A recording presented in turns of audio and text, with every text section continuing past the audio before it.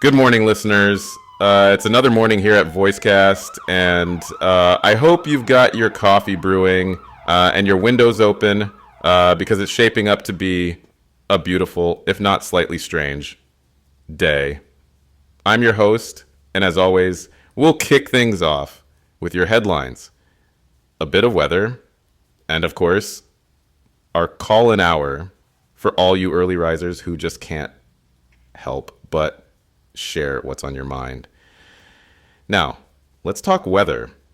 Our usual forecaster, Dave, sent in his update just a few minutes ago, and I have to say, it's a bit unexpected. Temperatures are all over the place today. Some areas colder than they should be, others warmer. And according to the radar, there's a strange band of pressure sitting just above the state line. No storm, no front, just hanging there. Science is weird sometimes, right? We'll dig into that later, but first, some headlines. Local officials are still investigating last night's power surges across several counties. No official word yet, but conspiracy theorists, you're going to love this one. Social media is already calling it a solar glitch. More on that in a minute, but for now, let's hear from you. Our lines are open. What's on your mind this morning? Before we take those calls, I just got a note from Dave over at the weather desk. Apparently the pressure anomaly I mentioned earlier, it's growing, stretching out like some invisible line across the sky, and it's screwing with the upper atmosphere readings. Dave says it's a glitch, something wrong with the instruments. Probably a calibration issue, but here's the thing, the glitch is moving. Now, I'm no meteorologist, but even I know pressure fronts don't just slide sideways without cause. Still, Dave's assuring me it's nothing serious. Happens all the time, he says. Probably just some industrial flare-off messing with the sensors. Still, I can't help but wonder if any of you are noticing anything out your windows. Strange colors, weird cloud formations, or who knows? Maybe it really is just a glitch. Either way, you know the drill. If you see something, say something. Lines are open, and I'll take your calls right after this quick break. Stay tuned. Welcome back, listeners. First up on the lines is Edith from Harper's Hill. Good morning, Edith. What's on your mind? Hi, I'm not sure who else to tell. I went outside this morning to check on my dog, and I got dizzy. Not just a little dizzy, like I couldn't breathe right. My chest felt tight, and the air smelled wrong, like metal or something. My neighbor came outside too, and she looked pale, like she was about to pass out. Host. Okay, Edith, let me ask you, has this ever happened before? Any health issues you're aware of? Heart condition, asthma? No, nothing like that. And my neighbor's a runner. She's out every morning. Never had a problem. It's just, I don't know. The air feels thinner today. And my dog, he won't stop barking at the sky. Host. Okay, Edith, hang tight. I'm going to flag this for the weather team and our health desk. If anyone else is feeling strange out there, give us a call. Might be nothing, but it might be something. All right, listeners, I don't want to alarm anyone, but the phones are lighting up. It's not just Edith. We're getting calls from across the county. People reporting dizziness, headaches, trouble catching their breath. It's not isolated to one town, one neighborhood. It's spreading. I've got a trucker online too who says he pulled over because the air in his cab felt heavy. A school nurse just emailed in. Half her students are complaining of lightheadedness after morning recess. And someone in Ridgeport sent me a photo of birds. Dozens of them just sitting on the ground, not moving, not dead, just still. This is the part where I'm supposed to tell you not to panic, to stay calm and trust the experts. But the truth is, we don't have any experts lined up for this because no one knows what this is. Dave at the weather desk is running models right now, but so far, all he can tell me is the pressure band. It's still moving, and it's getting closer. If you're experiencing symptoms or if you see something that doesn't feel right, call me. Let's figure this out together. And in the meantime, I'm going to reach out to the local authorities, see if they're seeing what we're seeing. Stay with me, listeners. Something's happening. Listeners, I just received an emergency update from the National Weather Service. It's a pre-recorded advisory, and they're asking all stations to air it immediately. Let me read it to you. Attention residents of the affected regions. Atmospheric conditions in your area are experiencing temporary instability due to an isolated environmental shift. There is no cause for alarm. The phenomenon is being actively monitored, and no immediate action is required at this time. That's the whole message. No explanation, no specifics, just shift. What does that even mean? I've been in this chair for years, and I've read my share of advisories, from blizzards to chemical spills, and I've never seen one this vague. No emergency procedures, no hotline numbers, not even a basic reminder to stay indoors. Just don't worry. If you're breathing this air right now, you deserve more than don't worry. And frankly, after everything our callers have already described this morning, I don't know about you, but I'm having a hard time believing this is just a shift. Hold that thought. Dave at the weather desk is back on the line. Maybe he can explain what the government won't. Dave, you there? Yeah, I'm here. Listen, this is getting weird. The pressure anomaly we've been tracking, it's not just expanding, it's collapsing in on itself like some kind of atmospheric sinkhole. I've never seen data behave like this. It's almost like the air is thinning. Wait, what do you mean thinning? I mean, the oxygen density over several counties just dropped. It's not equipment failure. It's real. It's like the sky can't hold itself together. Hold on, Dave. Are you saying this is affecting breathable air? Wait, hang on. His voice falters. There's a sharp intake of breath. Papers shuffle. Then silence. Dave? Dave? Nothing. Just faint breathing. Strained and ragged. Before the line cuts off. I don't know what just happened. I don't know if that was a technical issue or something worse, but whatever's going on, it's not just a weather anomaly anymore. Stay with me, listeners. Something is very, very wrong. That sound you're hearing, listeners, that's the emergency broadcast system tone. You know the one. You've heard it during tests, but this isn't a test. We've just been instructed to remain on air for as long as possible to provide updates to anyone still able to listen. Local emergency management is activating response teams, though they haven't told us what they're responding to. I don't have answers yet, but I promise I'm not going anywhere. I'll stay behind this mic until we know what's happening. Whatever this is, we're in it together. Stay tuned, stay inside, and if you're struggling to breathe, call me. We'll get through this, won't we? Listeners, I need you to stay with me right now because I'm getting updates from everywhere, and none of it makes sense. We're hearing from emergency dispatchers across 3 counties.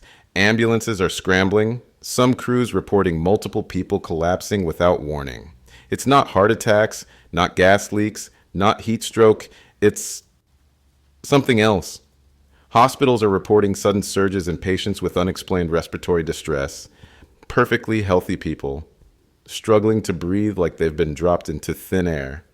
Meanwhile, our newsroom is drowning in emails and voicemails from listeners seeing strange halos in the sky, almost like shimmering heat waves, except the air itself looks wrong. Traffic helicopters are grounding themselves because pilots say visibility is distorted, whatever that means. And here at the station, our own technicians are picking up interference across multiple bands, like something is pressing down on the entire broadcast spectrum. We've covered storms, wildfires, blackouts, but this is different. This isn't localized. It's not tied to a storm system or a chemical spill. It's everywhere. All at once, I need you to listen closely. If you're driving, pull over. If you're outside, get inside. And if you're feeling lightheaded, Sit down and breathe slowly. Whatever's happening, we are in it now. We're trying to get an expert on the line. Someone who can explain what we're seeing. Hold tight. All right, listeners. Joining me now is Dr. Jonathan Marsh, an atmospheric scientist from the Regional Climate Lab. Dr. Marsh, thanks for being with us. What can you tell us? What the hell is happening to the air? Well, that's the thing. We don't know. Atmospheric readings across the entire Midwest just collapsed. Oxygen density fell off a cliff in less than an hour. This isn't just local weather. It's the atmosphere itself destabilizing. That's not supposed to happen. Ever. Collapsed? What does that mean for us, down here? It means the air we breathe isn't behaving the way air should. It's becoming thinner in some places, thicker in others. Pressure patterns are warping in ways we've only seen in simulation models. And even then, only during catastrophic climate failure scenarios. But climate change doesn't move this fast. Number this is faster than anything we've ever predicted. So what do? There is no protocol for this. We can't fix the atmosphere. All we can do is try to survive in it. Listeners, you heard that. Our atmosphere is failing, and no one knows why. If you're just tuning in, stay with me, because it's about to get worse. Lines are open, and they're already full. Let's go straight to our first caller. You're on the air. What's happening where you are? I'm in Hollow Creek. Everyone's outside because they can't breathe indoors. People are coughing up blood. There's this haze like silver dust in the air, and the sun looks wrong. It hurts to look at. Next caller. What are you seeing? My car died, just stopped running. And when I got out, the air felt heavy, like swimming through syrup. My nose started bleeding, and the sky, it turned green. The birds all fell out of the trees. I'm hearing similar reports across the board. Listeners describing skies changing color, air turning metallic, animals collapsing without warning.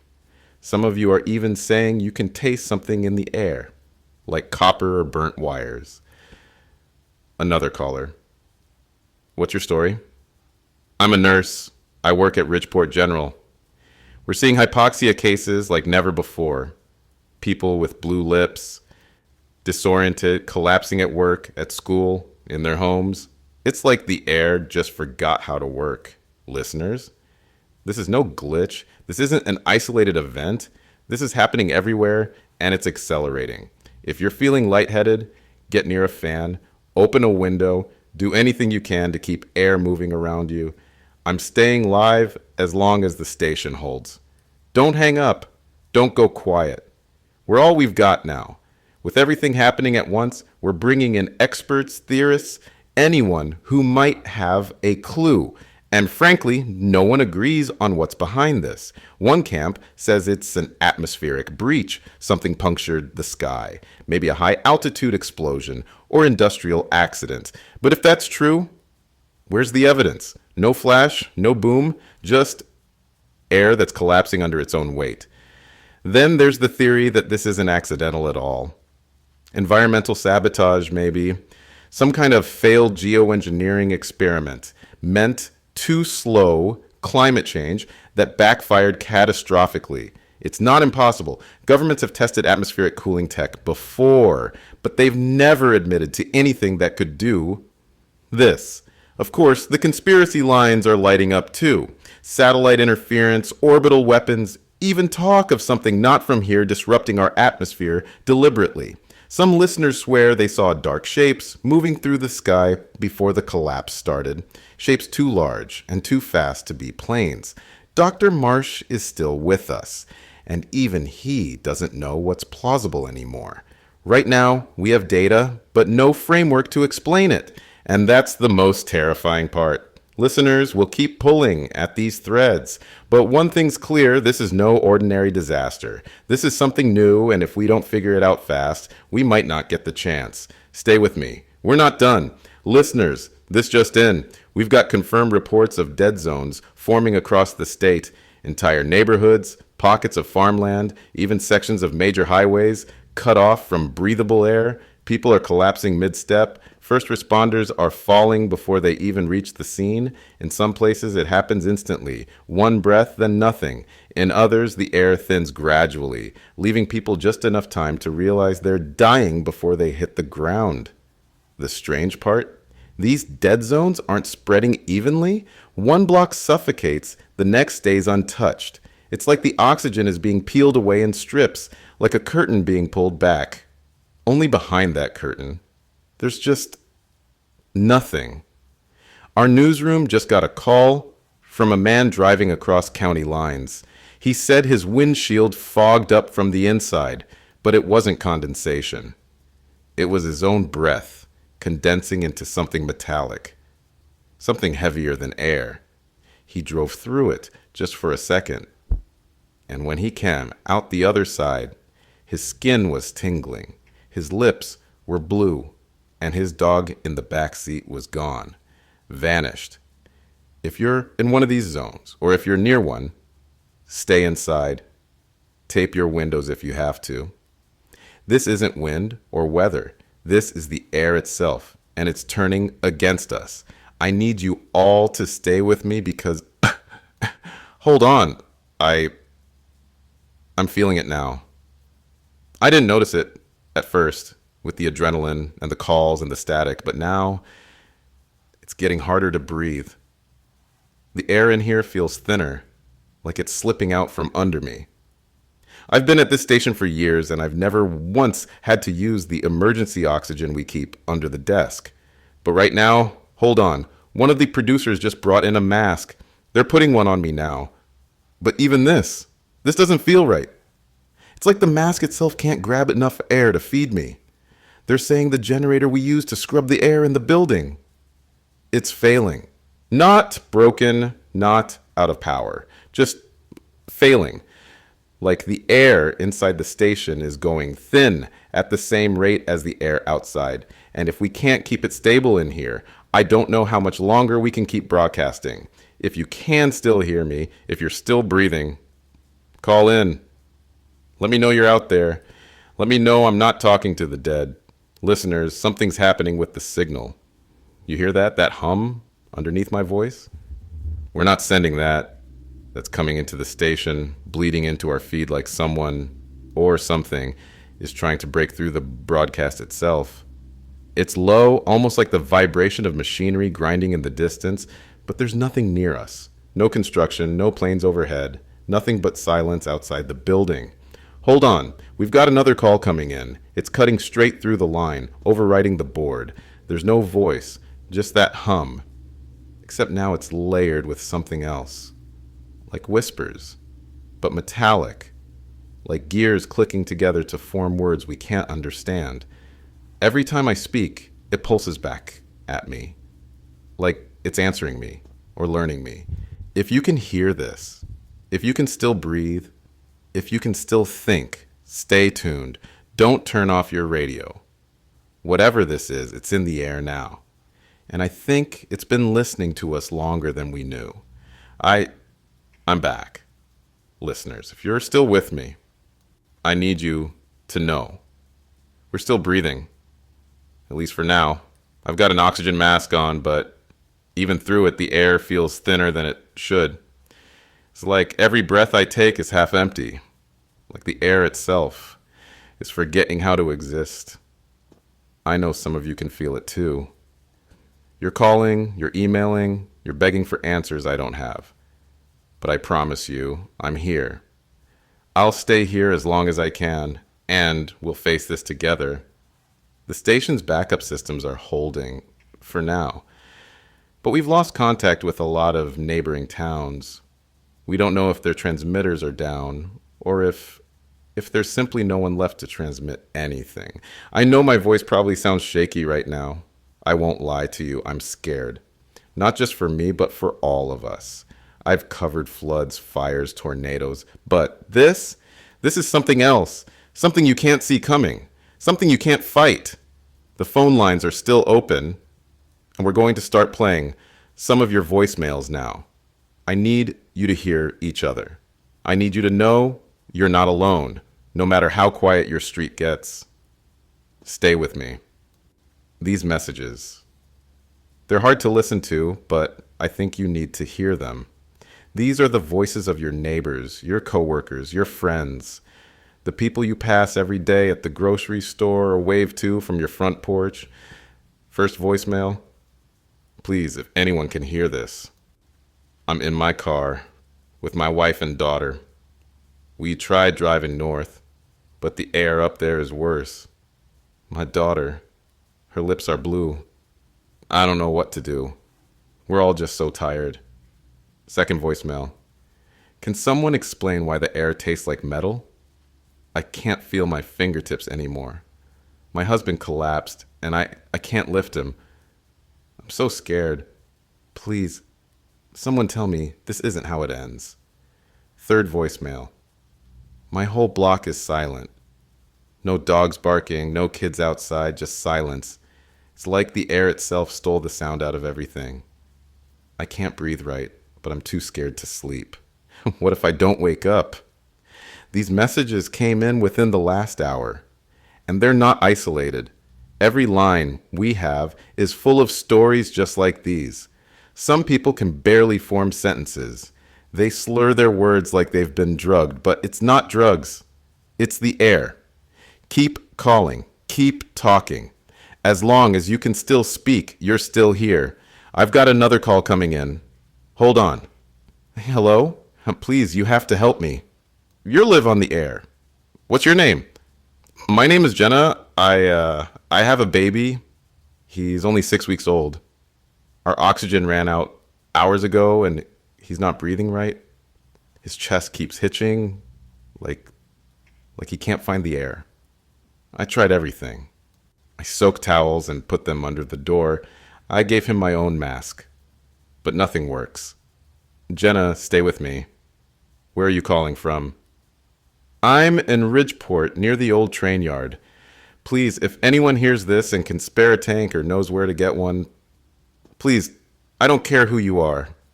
I'll trade anything. Just help my baby breathe. I want to tell you it's going to be okay.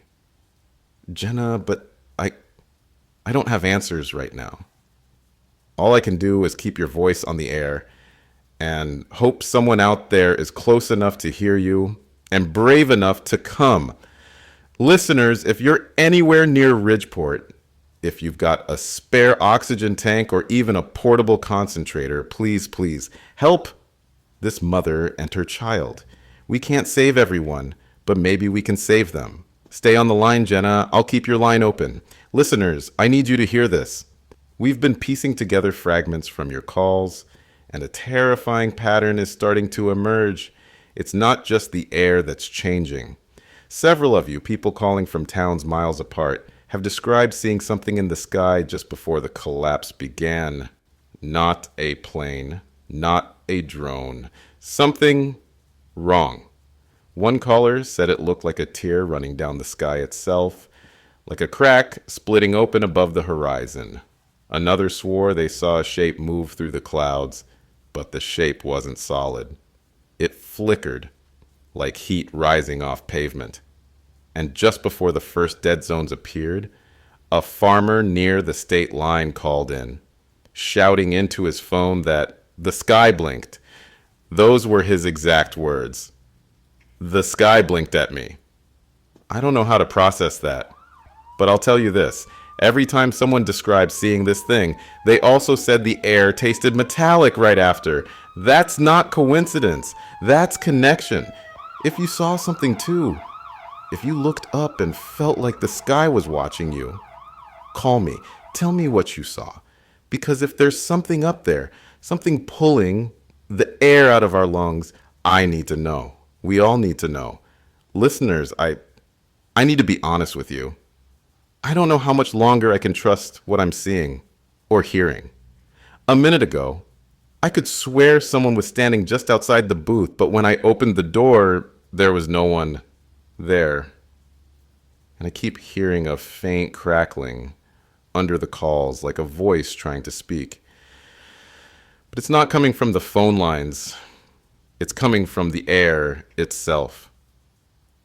I'm looking at my own reflection in the studio glass, and it doesn't quite match what I'm doing. I move my hand, and the reflection lags like it's a second behind. I know how crazy that sounds, but it's happening right now. And the callers, some of you are reporting the same thing. You look at your own hands and they feel wrong, like they belong to someone else. One woman left a voicemail saying her own voice sounded unfamiliar when she spoke out loud. Like the air was warping the sound between her mouth and her ears. I can't shake this feeling that we're inside something now. Like the air isn't just leaving, it's being replaced.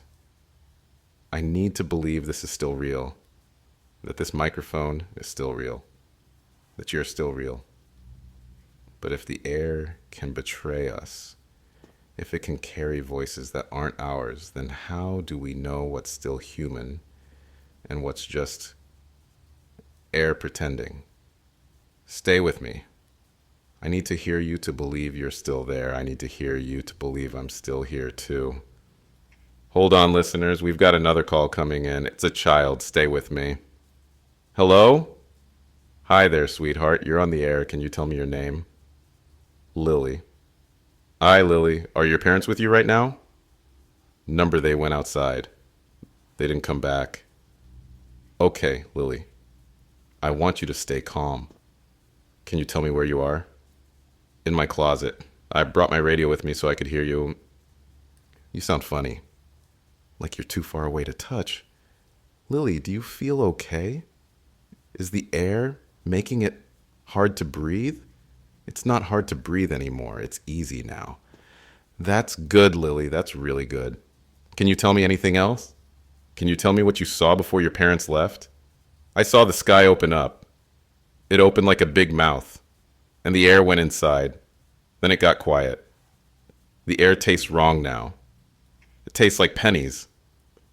The air tastes wrong. Listeners, I need you to hear this. This child just told us the air tastes wrong. That's not something a child invents. That's not imagination. That's survival instinct. If you're still listening, taste the air yourself.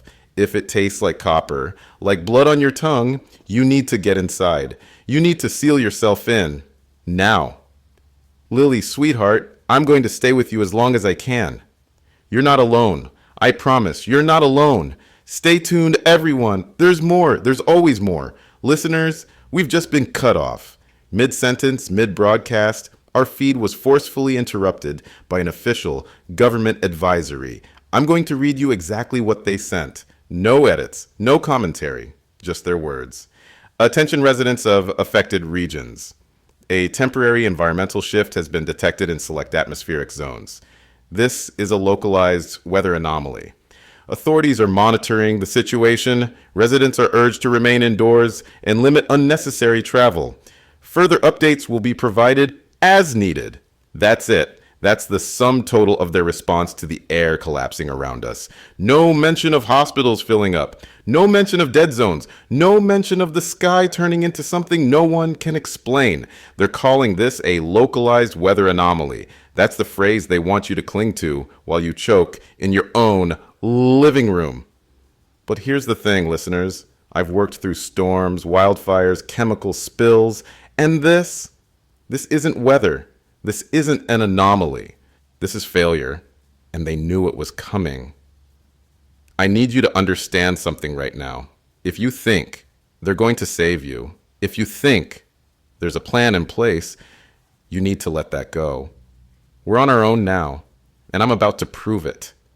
Earlier today, before the collapse started, I got something in my inbox, an anonymous email sent directly to the station's emergency contact line. No name, no signature, just an attachment labeled Project Silent Sky. At first, I thought it was just another conspiracy nut. We get them all the time. Claims about chemtrails or mind control towers. But this wasn't that. This was a memo stamped with a date and an official header from a government environmental division I've never even heard of. The subject line? Atmospheric instability forecast. Internalize only. The memo was written 3 weeks ago. It describes irregular oxygen density shifts detected by a satellite array. Shifts they knew could become catastrophic. There's even a section advising officials to prepare a public narrative, calling it temporary environmental disturbance, the exact phrase they just forced into our broadcast. They knew. Weeks before the first symptom, before the first caller said the air tasted wrong, they knew. And they did nothing. You want to know why they didn't tell you? Because this isn't a glitch of nature. It's a consequence. Something we did, maybe something they did, broke the sky itself. And instead of warning us, they buried it. Stay with me, listeners. I'm not done, because there were voices trying to sound the alarm, voices they silenced. I want you to hear what they didn't want you to hear. Over the past few months, we invited several climate scientists and atmospheric researchers onto this show. People who were seeing early warning signs of something wrong in the air. They talked about unusual chemical traces at high altitudes, unexplained fluctuations in oxygen density, and subtle shifts in global wind currents. Every single one of those interviews was flagged. Some never even made it to air. I want you to hear a clip from Dr. Elaine Marks, a senior atmospheric physicist. This was recorded 2 weeks ago, during what should have been a harmless segment on climate patterns. Listen carefully. The data isn't normal. Oxygen isn't just moving. It's being redirected like something's pulling it sideways, out of alignment with pressure systems. If this keeps happening, we could see cascading atmospheric destabilization. It wouldn't be gradual. It would be catastrophic, like watching the sky collapse inward. That's all we were able to air before the feed cut out, officially due to a technical glitch. Here's another from Dr. Kamal Bhatt, a specialist in atmospheric modeling. This never aired at all. We're seeing signs of artificial interference in the upper atmosphere. It's subtle, almost surgical, like someone or something is targeting the air itself. This isn't natural evolution. This is manipulation. This is what they didn't want you to hear. Scientists warning us that the sky itself was being tampered with weeks before we felt it in our lungs. If you still believe this is just a freak storm, ask yourself, why silence the people who saw it coming? Hold tight, listeners, because the deeper we dig, the worse this gets. Listeners, I'm getting live reports from multiple towns across the state. The National Guard is here, but not the way you're hoping. They aren't handing out oxygen tanks. They aren't setting up aid stations. They aren't evacuating anyone. They're blocking access to supply depots. They're sealing off roads leading to the regional oxygen reserves, the very places hospitals and emergency responders should be pulling from right now. And when residents tried to break through, desperate just to get enough air for their families, what do you think happened? They opened fire. That's right. On their own people. On fathers and mothers carrying their children. On neighbors wheeling oxygen concentrators and shopping carts. They shot at people gasping for air, and they didn't hesitate. The official line, according to a military spokesperson who spoke to one of our field reporters, is order preservation. They said distributing supplies without proper oversight would lead to chaos. But what they didn't explain is why they're hoarding the air in the first place. This isn't about preventing panic anymore. This is about control, controlling who breathes and who doesn't. Someone, somewhere, decided there isn't enough oxygen to go around. And instead of fighting to save us, they're deciding who's worth saving at all. If you're still out there, still able to hear me, ask yourself, what happens when your neighborhood is next? When the trucks pull up and the soldiers come, not with help, but with guns and orders? Hold tight. I just got something else. An anonymous file sent directly to the station. Stay with me. This isn't over. A few minutes ago, right in the middle of those reports, we received an encrypted data drop straight to our emergency feed. No name, no explanation, just a file labeled Project Silent Sky. This is the second time today we've seen that phrase. First, it was buried in that leaked government memo, the one proving they knew the atmosphere was collapsing weeks before anyone said a word. And now it's here again. This time buried inside something far bigger. The file contains internal procurement orders, classified contracts between private defense companies, environmental research firms, and several agencies so obscure I had to look up their acronyms. Every single contract involves technology capable of atmospheric manipulation. Things like controlled density shifts, rapid oxygen displacement, even localized vacuum generation. If you're wondering what all that jargon means, let me put it simply. Someone built tools that could rip oxygen right out of the air and then tested them on us. There's more. Embedded inside the file is a time-stamped communication between a senior military official and a corporate executive dated 6 months ago. It reads, Silent Sky, Phase 1, successful. Full-scale implementation feasible if public narrative holds. Recommend initiating controlled collapse to accelerate adaptation protocols. Controlled collapse. That's what this is. They aren't responding to a natural disaster. They triggered it. And now they're managing the fallout like it's some kind of corporate pilot program. There's one last document in the file, something that makes my hands shake just reading it. It's a directive, unsigned but marked urgent, ordering every emergency broadcast station in the affected regions to suppress any mention of Project Silent Sky.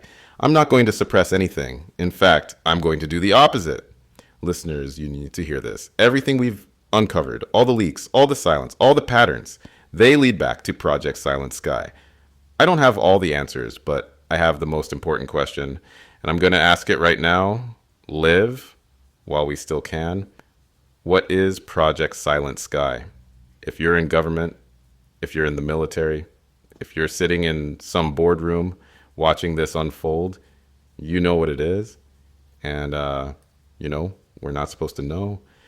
But we do now, and I'm saying it loud enough for every listener, every survivor, every desperate breath left out there to hear. What is Project Silent Sky? What did you do to the air? Who decided who gets to breathe and who doesn't? What did you see in the sky before you started all of this? Do you hear that? Listeners, the moment I said it, the second I said the name, the signal started to distort. Not static, not interference. Something else. It's that same mechanical hum we've been hearing underneath every call, every voicemail, every breath, only now it's louder. It's almost like the broadcast itself doesn't want that question asked, like the air around us knows its own secret and is trying to swallow it back down before we can hear the answer. But we've come too far. You've heard too much. If they cut this feed, if this is the last thing you hear me say, remember this.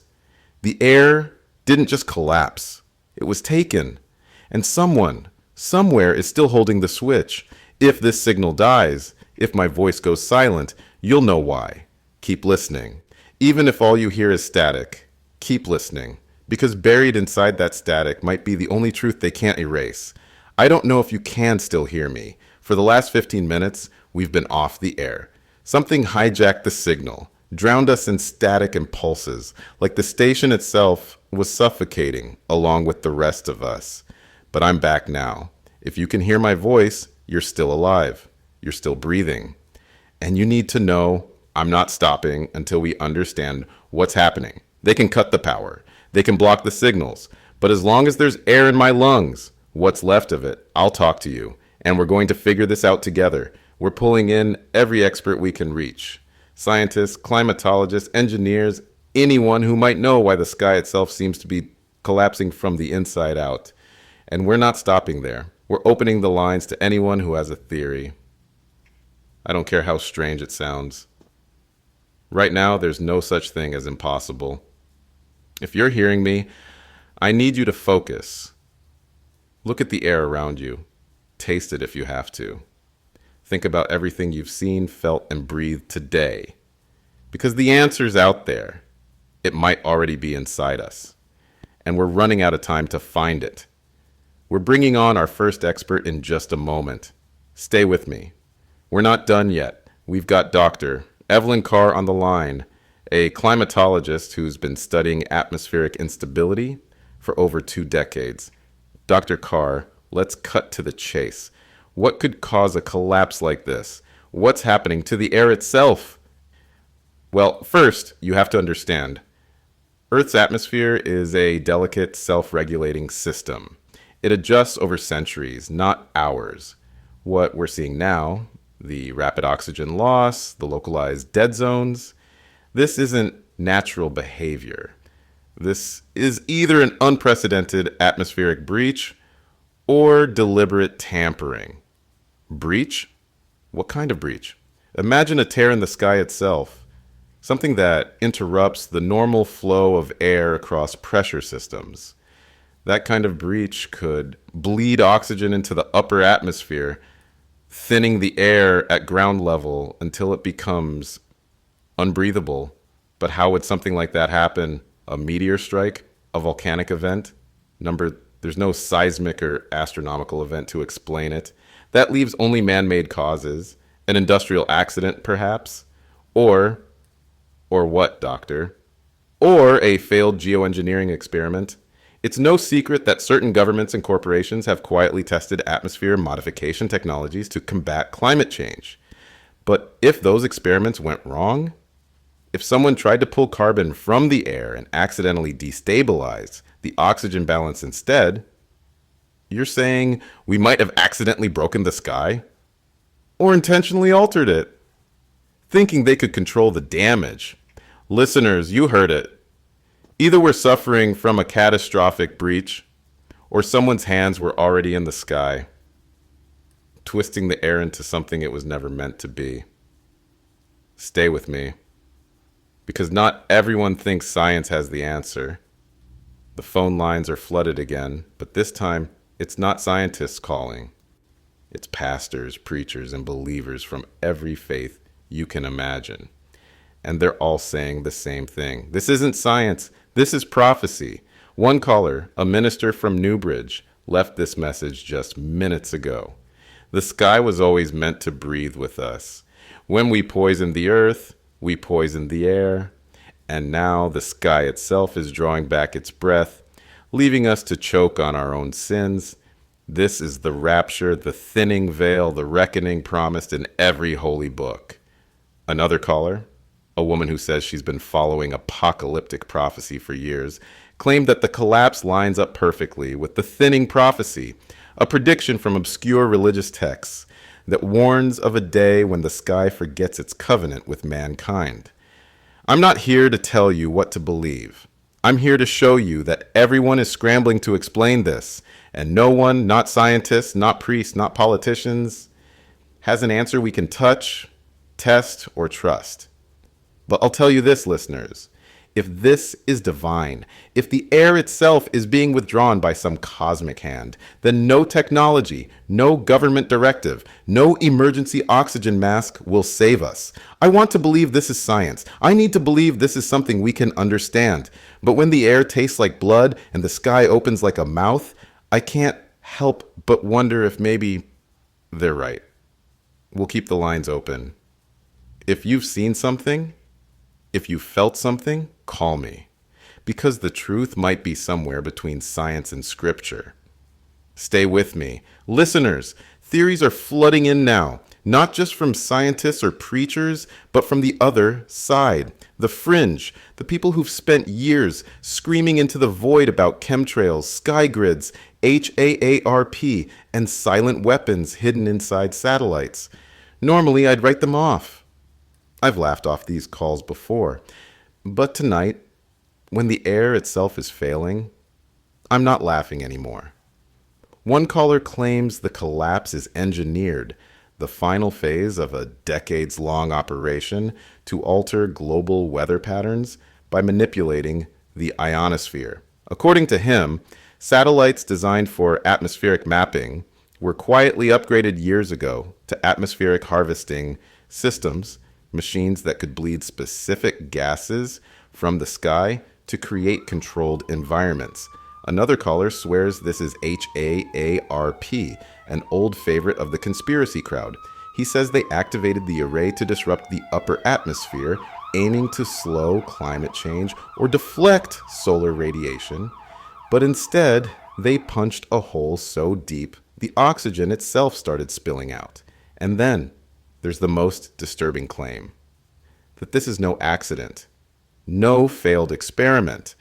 According to an anonymous text I just received, this is part of a mass atmospheric culling, a deliberate plan to reset population density by thinning the air to levels only the genetically or technologically enhanced can survive.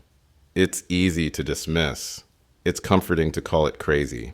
But when you can't breathe and the sky itself is flickering like a dying screen, tell me, listeners, what sounds crazier? This? Or the idea that the air just broke on its own? Keep calling. Every theory, every fear, we need them all. Because somewhere in the madness is the truth. I don't know how to introduce this next part, listeners, because I barely believe it myself. A few minutes ago, our backup emergency channel picked up a broadcast from someone else. Not a government signal, not a weather alert, something new, something organized. They call themselves the Breathless, and they claim the collapse isn't a disaster at all. It's an awakening, a forced spiritual evolution where humanity is being purged of its dependence on polluted air and reborn into something purer. Their message was chillingly calm. They say oxygen was always a crutch, something that dulled our senses and kept us tethered to a limited form of existence. They believe the collapse is a divine intervention, stripping away the comfort of easy breath so we can finally become what they call true air. They claim the metallic taste in the air isn't poison. It's the first sign of transformation. According to them, those who resist will suffocate, but those who accept will adapt. Their lungs will evolve, no longer needing oxygen in its old form. They'll breathe something new, something the rest of us can't even perceive. Here's the part that froze my blood. They're not just waiting for this to happen. They believe it's their job to help it along.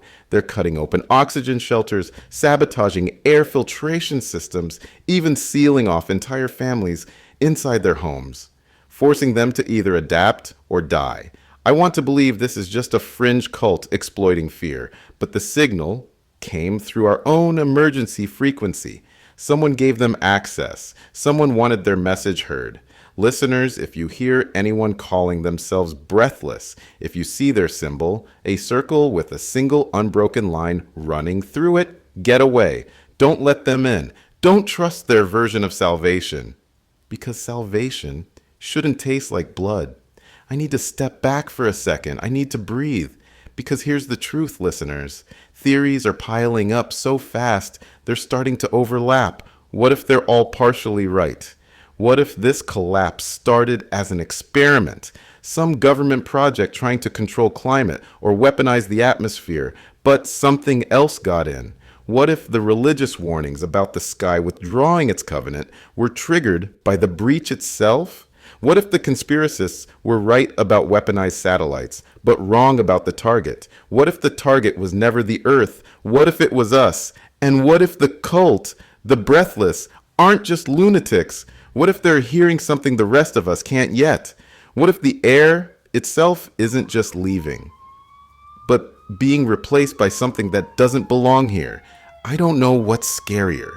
The thought that we did this to ourselves, or the thought that we opened a door for something that was waiting for us to fail. Listeners, if you can hear me, something's happening. Our broadcast just got hijacked again, but this time it's not government override, not emergency alerts. It's a voice, not static, not mechanical hum. A voice, low and breathless, cutting through the frequency like it's being whispered directly into your ear. I'm going to let you hear it exactly as it came through. We took the air to show you the truth. That's all. One sentence repeated 3 times, each time fainter, like the voice itself was being pulled away. What does it mean? Who took the air? To show us what? I've covered a lot of stories in my time, but this is different. This feels like something reaching into us, through us, like the air itself has become the message. If you're still breathing, if you're still hearing me, you need to understand. This isn't just a collapse. It's a message written in every breath we take, and whoever or whatever is sending it isn't done with us yet. Stay tuned. Keep breathing if you can. Listeners, the phone lines are quieter now, not because the calls have stopped, but because many of the people who were calling this morning, they can't anymore. What I have in front of me now are the last voicemails, messages left by families who sealed themselves inside their homes, taping windows, blocking vents, doing whatever they could to trap the air before it vanished. Some of these messages are calm. Others sound like prayers whispered through trembling teeth. I'm going to play a few. You need to hear them. You need to know what the end sounds like. Voicemail 1. We're in the basement. My wife, my son. We sealed the door, taped every crack.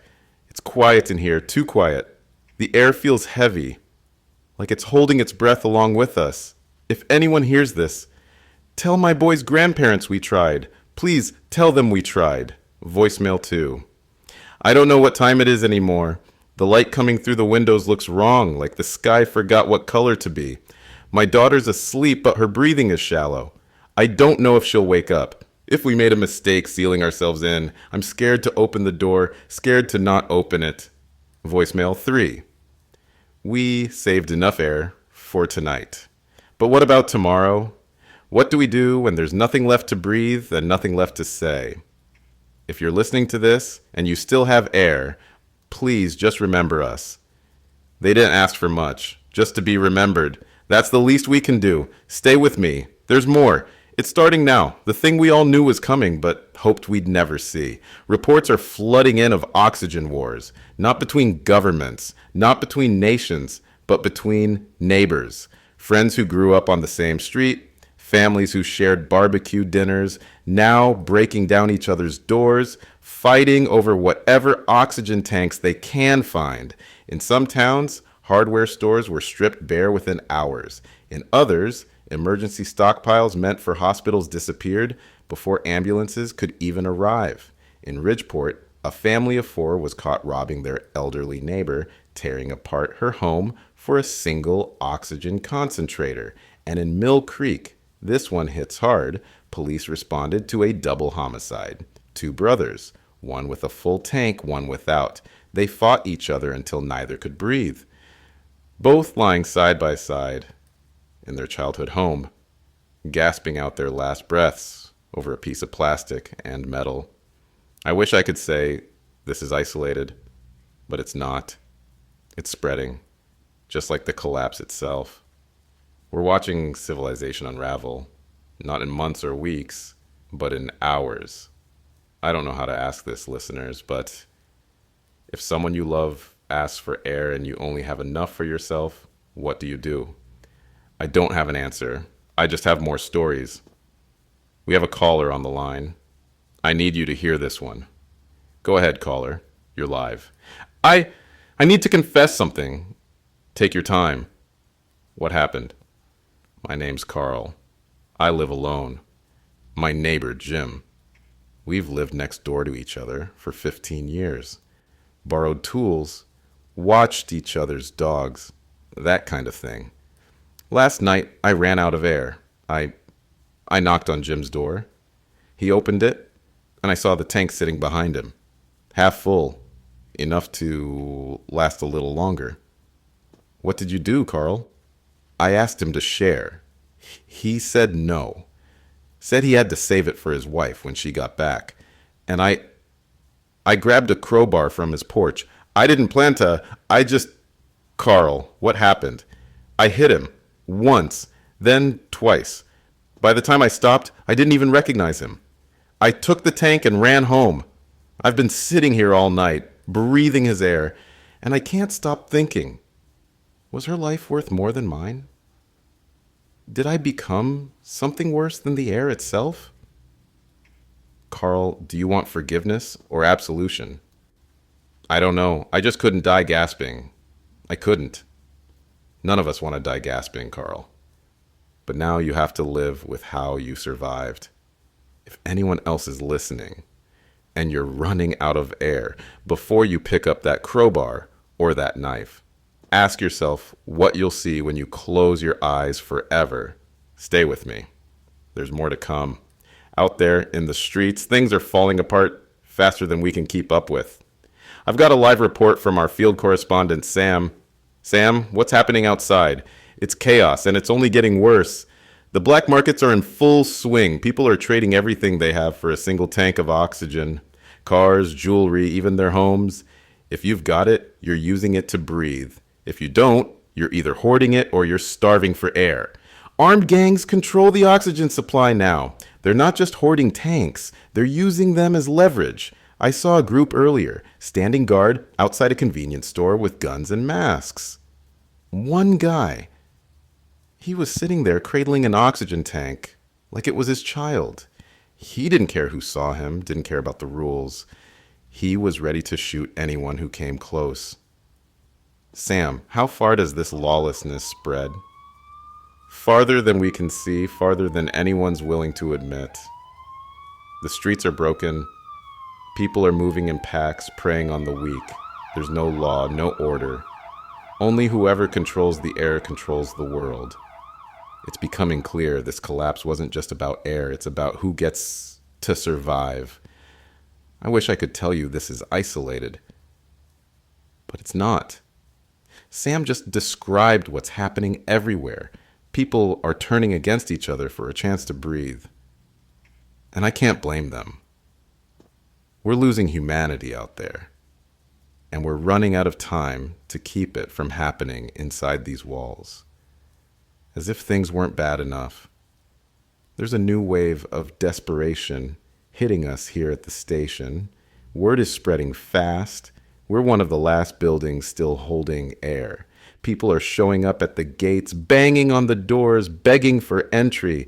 They're not asking for food, not for shelter. They want to breathe. We've already had groups of survivors trying to rush the gates. It's clear they know we're running low on oxygen too, but they're willing to risk everything to get inside. We can't take them all. There's just not enough for everyone. And if we let in too many, there won't be enough for anyone. I'm hearing stories from the outside about families that have made their way here, walking for miles, only to find the gates shut.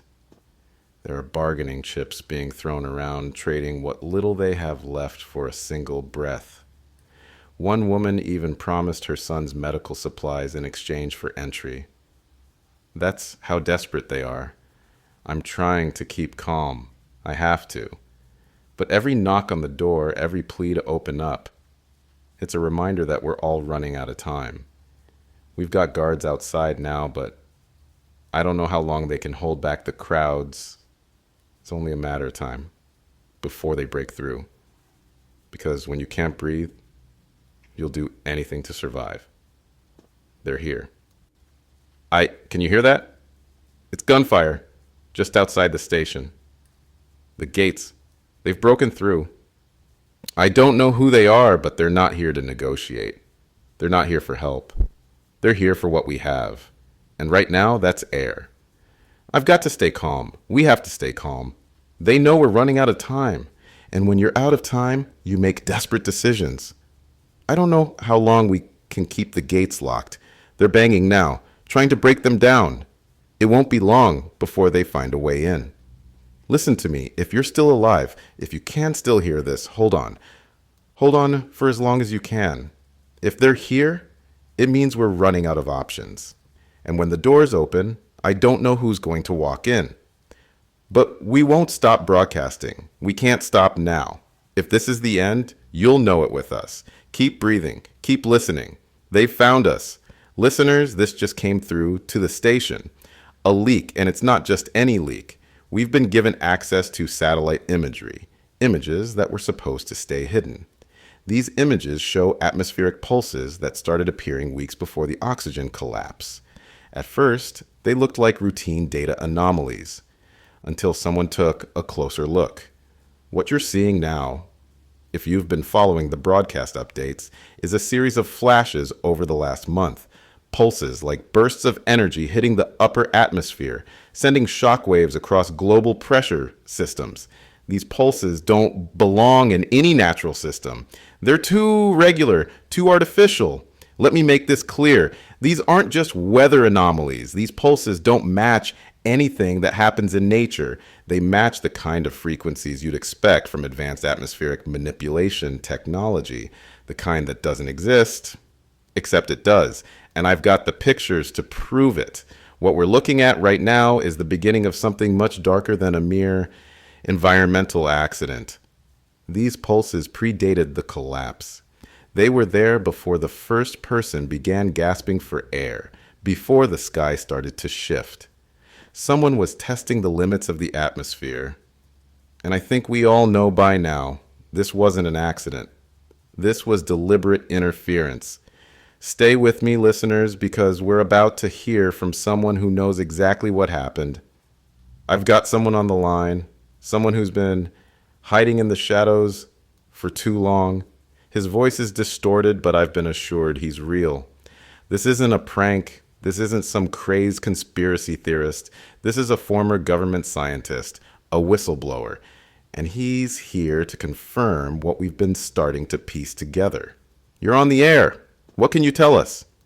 The pulses you're seeing in the satellite data, those weren't just flukes. They were tests, atmospheric manipulation tests, and the government knew about them. They were preparing for it, trying to figure out how to control the atmosphere before the collapse happened. Control the atmosphere? How do you mean? They weren't just measuring the air, they were changing it. They used a system they developed in secret, a system that could alter oxygen levels by manipulating upper atmospheric pressure points. They've been working on this for years. So this wasn't an accident?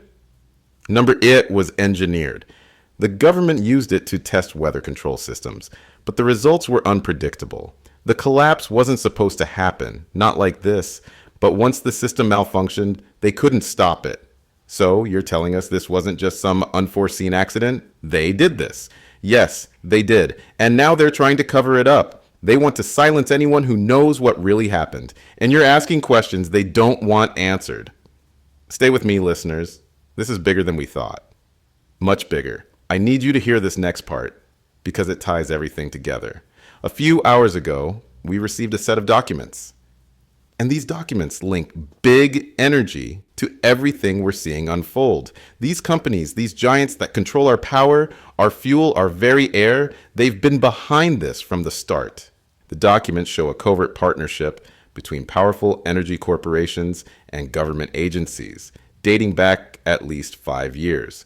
These corporations weren't just interested in the usual oil, coal, renewable energy number. They were after something much more valuable, air. These companies have been working on oxygen extraction technology, a technology that turns breathable air into a privatized commodity. And guess what? They've already started to control it. They developed a system that could extract oxygen from the atmosphere and store it in massive reserve tanks. The technology wasn't just for emergency purposes, it was designed to be profitable. Think about that. They've been selling air for years. They've been controlling oxygen prices, dictating who gets to breathe. And now they're controlling who gets to live. But here's the worst part. When the collapse happened, these companies weren't just caught off guard. They were already ready. They had emergency stockpiles in place, air reserves hidden in vaults, and now, with the collapse in full swing, they're selling the last bits of air to the highest bidder. And let's be clear, this isn't about saving the planet. This is about profits. This is about controlling our most basic need, breath. And they're letting us suffocate in exchange for control. I'm not done yet. I've got more to uncover. Keep listening. Listen closely, because what I'm about to say could change everything. I've been digging, trying to connect the dots. And what I found is, well, it's far worse than we thought. Earlier, we talked about atmospheric manipulation, how the government tested atmospheric control systems, how they tampered with the air itself. But I've uncovered something deeper, something far more sinister. It wasn't just the government involved in these experiments. Private aerospace companies that have been working in the shadows for years, have played a major role in what's happening. These companies weren't just building satellites for weather observation or global surveillance. They were building specialized satellites designed to target atmospheric density, tools capable of manipulating the very air we breathe. These satellites, connected to corporate interests, could control the composition of the atmosphere from space, and they've been doing it in secret for years, adjusting oxygen levels, redistributing gases, all in the name of climate control and resource management. But they weren't just trying to save the planet, they were trying to profit from it. Imagine this: a world where oxygen is no longer free, a world where breathing is a privilege. What happens when the air becomes another commodity, another resource to be controlled, sold, and rationed? The answers were up there, above us, in the sky. And now we're paying the price. Hold on, this next part, this is where it gets truly chilling. I just received something, listeners, and I don't know if I should be sharing this, but I have to. You deserve the truth, even if it costs me everything. A few minutes ago, an encrypted file popped up on our emergency feed. No name, no explanation, just a string of characters I had to decode manually. When I opened it, all I found was a single line. A message buried in the depths of the deep web. They'll kill anyone who talks. I don't know who sent this. I don't know if it's a threat or a warning. But it's clear they don't want us talking. They don't want you to hear what's really happening. The more I read, the more I realized that what we're dealing with isn't just a disaster. It's a cover-up. A cover-up so big, so intricate that it's gone global. And if we start asking questions, if we start digging too deep, there will be consequences. I want you to hear this. We're running out of time. This isn't just about a dying planet or an air collapse. It's about silencing the truth. It's about stopping anyone who dares to speak up. I'm scared, listeners. I'm not going to lie, but I won't stop. Not now. Not when we're this close to the answer. So hear me, and hear me loud. We have to fight to breathe. The pounding, it's getting louder now. I don't know if you can hear it on your end, but it's shaking the walls here. They're at the door, and I'm not sure how much longer we can keep them out. I don't even know if this is real anymore. Is this just the fear, the pressure, or is it something else? Because I swear, every time I take a breath, it feels like it's not just the air that's changing. It's everything. I'm not sure how to explain this. The more I listen to the thumping, the harder it is to focus. It's like my brain can't keep up. I've got the mic in my hand, but the words aren't coming as fast as the thoughts in my head. They've found us. They know where we are. They've known for a while. They've been listening. And now they're coming for the signal. The one we've been sending out. The one that's been telling the truth. I don't know if I'll be here much longer, listeners. They'll break through the door, or they'll find another way in. And when they do, I won't have much more to say. I don't know if you'll ever hear my voice again. But here's what I do know. This might be my last broadcast. And when it ends, when the silence hits, I need you to remember one thing. They can't take the truth away. Not forever. I've been trying to figure out who they are, but I can't. Because they're everyone. They're every hand in the shadows that's ever pulled a string, every voice that's ever whispered a lie. But I'm done being afraid. Because if the truth can't breathe, then at least we'll know what they've been hiding. It's just me now. I've locked the studio door, barricaded it with everything I could find, furniture, equipment, anything that might slow them down. I don't know who they are, but I can hear them outside. Their voices pounding on the glass, echoing down the hall. They know where we are. They know we have air, and they'll stop at nothing to get it. I'm breathing shallow now. My chest is tight. It feels like the air is thickening with every passing minute. The oxygen generator is sputtering, but I can't hear it over the pounding in my ears. The air is running out, but I'm determined to keep broadcasting. I have to keep going. You need to hear this. The truth, We didn't ask for this. We didn't choose this. But we're here now, and we can't stop. Not while there's a chance, any chance, that someone out there can still hear me. If you're still listening, you need to understand that we were lied to. This didn't just happen. This was staged. The collapse of the atmosphere, the control of oxygen, it's all been orchestrated. But the question now is, what comes after the air is gone? Who will be left? Who will survive? I'll keep speaking. I'll keep fighting. As long as I have breath left in me, I'll tell you what happened, because you deserve to know. The generator's sputtering again. The sound is faint, but I can feel it in my chest, filling the room with the desperation of its last breaths. Every time it gasps, I do too. Every breath feels thinner, like the air itself is slipping through my fingers. Just like the time. I don't know how much longer I can keep this up. The air is growing heavier, suffocating, pulling at my lungs like an invisible weight. I've been trying to stay calm. I've been trying to hold it together for you, for everyone listening. But every minute it gets harder. The oxygen levels in here, they're too low. The generator can't keep up. I can feel my hands shaking as I hold the mic. My vision is blurry, like I'm seeing through someone else's eyes. I can't let you hear me like this, but I have to. You need to know. The last time I checked, the emergency backup was down to 30%. We've been rationing it, trying to make it last. But now, it's just a matter of minutes. I can't breathe. I can't think. I'm sorry, listeners. If you hear this, just know. We tried. We tried to stop it. We tried to warn them, to tell you, to tell anyone who would listen. But they silenced us. They made us disappear. And now, they've stolen our air. They've stolen our future.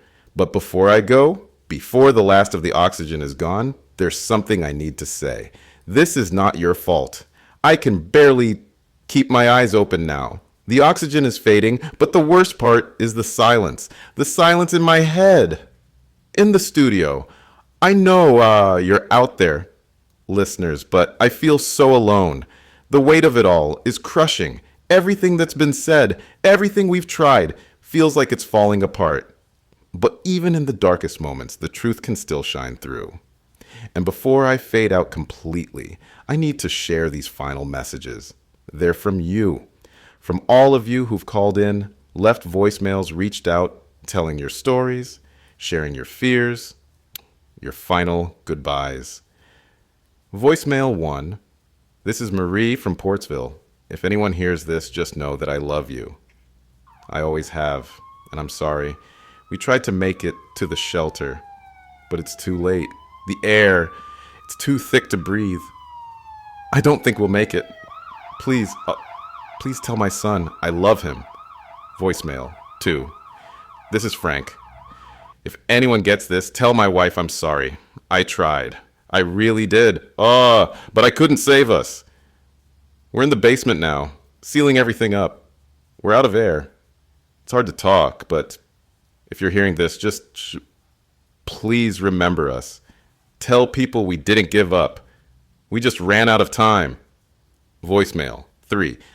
Hello, this is Sarah. I'm trying to keep my family calm, but the air's gone. I don't know how much longer we have, but if this message gets through, just know we didn't deserve this.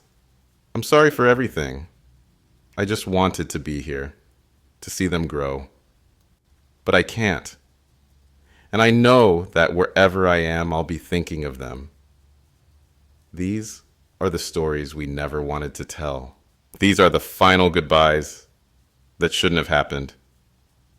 But as long as you're listening, as long as you're holding on to the last breath in this world, don't forget them. Don't forget the ones who fought, who hoped, who loved. I'm running out of time now, and so are you. But if you're hearing this, know that I've told you everything I can. You have to take it from here. You have to keep breathing for all of us. I didn't think it would happen like this. I thought we'd have time. Time to prepare, time to fix the systems, time to fight back. But we didn't. We didn't have time for anything. The collapse didn't start with the governments, or with the corporations, or with the military. It started with the air. And we weren't ready for that. You don't realize how fragile our world is until it starts unraveling. People were fighting for air before the lights even went out. It didn't take weeks or months. It took hours, and the world fell apart just as fast. It's strange, you know? Civilization, it feels solid, like a mountain that can't be moved. But that mountain, it was just built on a foundation of something as invisible as the air we breathe. As soon as the oxygen started disappearing, it all came crumbling down. Hospitals couldn't function without air, schools became ghost towns, and cities, they turned into battlegrounds. People began hoarding oxygen, and not just for their families, for themselves. This wasn't about survival. It was about owning the one thing that gave people power, control over breath. The very thing that was supposed to sustain us turned into the most dangerous weapon. I'm not sure if I should be shocked anymore, but I am. I don't know what's left. What we can still save. The truth is, we don't have much. Maybe we never did. Maybe we just pretended. I keep thinking about what happened in those first few hours. The panic, the fear, the realization that without air we were nothing. And when the last breath finally fades from this world, will we even matter? Or will we just be forgotten? The last whispers of a world that couldn't see the end coming. The tapping started about an hour ago. Soft, rhythmic. I wasn't sure at first what it was. Maybe a pipe. Maybe the wind. But then it came again, this time louder, more urgent. I'm alone here. I thought I was. But now, I'm starting to wonder if that's true. The sound keeps coming from the walls, almost like someone's trying to get in. Someone's trying to reach me. It's not just any tapping, listeners. It's steady, calculated, like whoever's on the other side is waiting for me to notice. And I have. I can't ignore it anymore. I've checked the locks. I've checked the windows. They're all secured. There's no one out there. Not that I can see. But I can't shake the feeling that I'm not alone. Is it survivors? People trying to make it here, maybe? Maybe it's them. They've heard the broadcast. They know there's air left. They're trying to get inside, trying to force their way in because they're desperate. But then again, what if it's not them? What if it's something else? The air feels wrong now. It doesn't just feel thin, it feels hostile. The walls are closing in, and every breath I take makes the tapping louder, closer, like they're inside the station with me now. The knocking. It's still there, just below the sound of my voice, pounding through the walls, vibrating through the floor. Who's on the other side? And why won't they stop? I don't know if I want to find out. I just received something, and it's hard to process, but I have to share it. You need to hear it. A file, encrypted, arrived with no warning. No sender. Just a cryptic message. The truth is already here. The prophecy has arrived. I thought it was a prank at first, but something in the tone, something in the words felt too real, too old. I opened the file, and what I found was a passage, a text from an ancient prophecy buried in the far corners of the internet. A prophecy no one had ever taken seriously. Until now. It describes a time. Our time. When the sky forgets to breathe. A time when the air would become scarce. The atmosphere itself would abandon humanity, turning its back on those who once lived beneath it. And when it happened, the true face of the world would be revealed. Not as we know it, but as it always was. The true nature of our existence, hidden in plain sight. The sky shall withdraw its covenant with man. Breath will be denied. Only those who recognize the signs will be spared. These words, they're not just an ancient warning. They're happening now. This is the prophecy we're living through, and I didn't even see it. The air is being taken from us piece by piece, and there's nothing we can do about it. And as I read this passage, I'm starting to wonder, what if we weren't meant to survive this? What if the end was always meant to come like this, quietly, unnoticed, until we've already lost everything we took for granted? This message, it's here, and I don't know if we can stop it.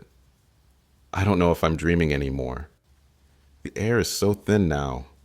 It feels like I'm breathing through a veil. Each breath is slower, weaker. I've tried to keep my focus, to keep the broadcast going.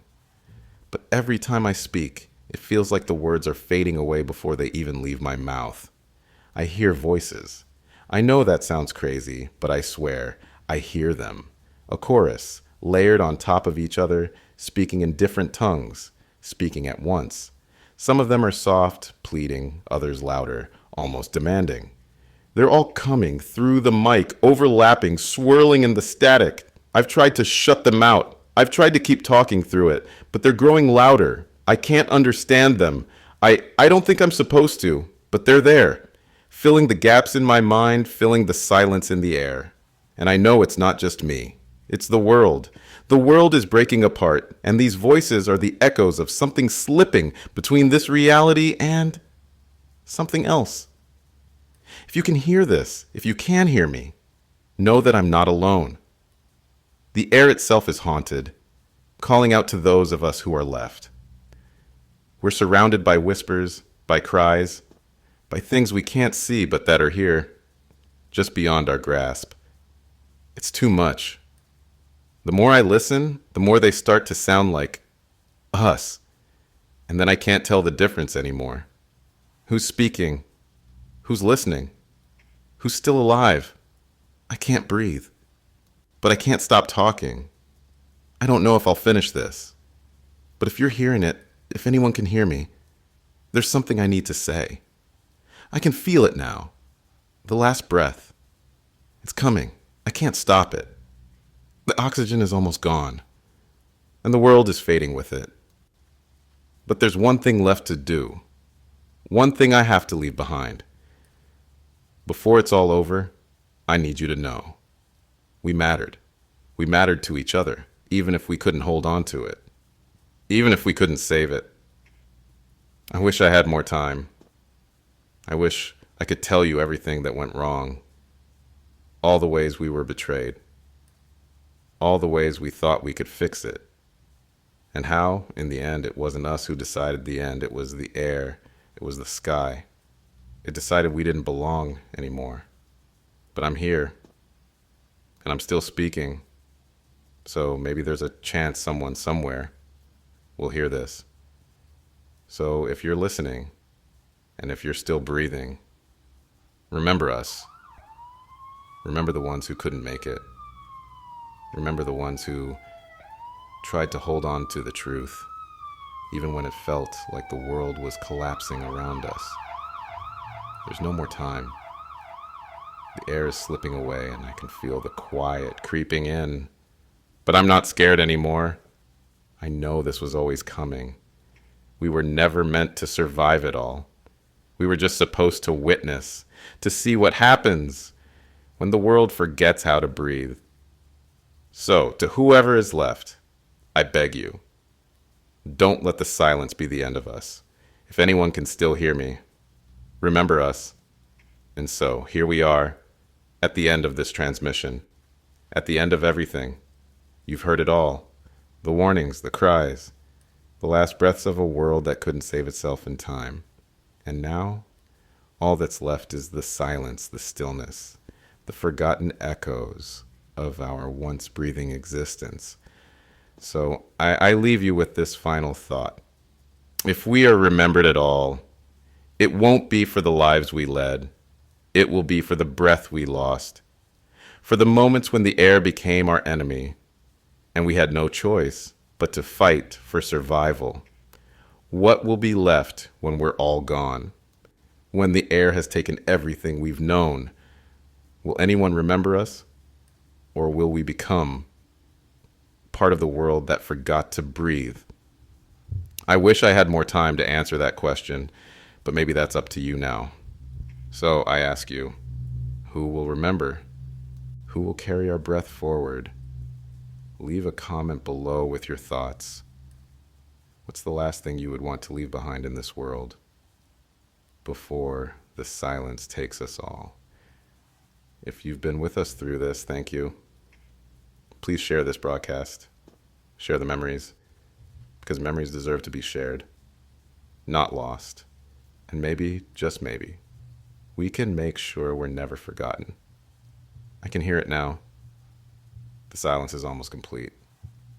This is Matt Warner from VoiceCast, signing off for the last time.